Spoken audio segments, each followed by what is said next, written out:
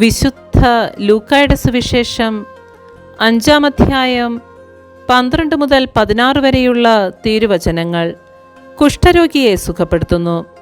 പിന്നീടൊരിക്കൽ യേശു ഒരു പട്ടണത്തിലായിരിക്കുമ്പോൾ ഒരു കുഷ്ഠരോഗി വന്ന് അവനെ കണ്ട് സാഷ്ടാംഗം വീണു പ്രാർത്ഥിച്ചു. കർത്താവേ, അങ്ങയ്ക്ക് മനസ്സുണ്ടെങ്കിൽ എന്നെ ശുദ്ധനാക്കാൻ കഴിയും. യേശു കൈനീട്ടി അവനെ തൊട്ടുകൊണ്ട് പറഞ്ഞു, എനിക്ക് മനസ്സുണ്ട്, നിനക്ക് ശുദ്ധിയുണ്ടാകട്ടെ. തൽക്ഷണം കുഷ്ഠം അവനെ വിട്ടുമാറി. യേശു അവനോട് പറഞ്ഞു, ഇക്കാര്യം നീ ആരോടും പറയരുത്. പോയി നിന്നെ തന്നെ പുരോഹിതന് കാണിച്ചു കൊടുക്കുകയും മോശ കൽപ്പിച്ചിട്ടുള്ളതനുസരിച്ച് ജനങ്ങൾക്ക് സാക്ഷ്യത്തിനായി ശുദ്ധീകരണ കാഴ്ചകൾ സമർപ്പിക്കുകയും ചെയ്യുക.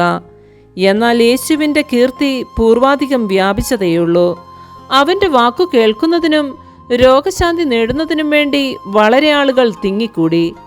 അവനാകട്ടെ വിജന പ്രദേശങ്ങളിലേക്ക് പിൻവാങ്ങി അവിടെ പ്രാർത്ഥിച്ചു കൊണ്ടിരുന്നു.